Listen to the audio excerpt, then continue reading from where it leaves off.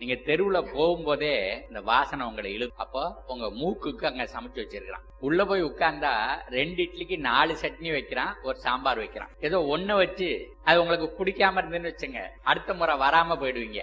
பிரியப்பட்டதை சாப்பிடணுங்கிறதுக்காக 4 சட்னியும் ஒரு சாம்பாரும் வைக்கிறான் அந்த 2 இட்லிக்கு. அப்படியானா அங்க என்ன செய்யறான்? நாக்குக்கு செய்யறான். மூக்குக்கும் நாக்குக்கும் அங்க உணவு தயாரிக்கிறான். நம்ம உடம்புக்கு உணவு அங்க இல்ல, இருந்தாலும் அதுகள் மட்டுமே பெருகிட்டே இருக்கு. நாட்டை அழிக்கிறதுக்கு அணுகுண்டெல்லாம் வேண்டியது இல்ல.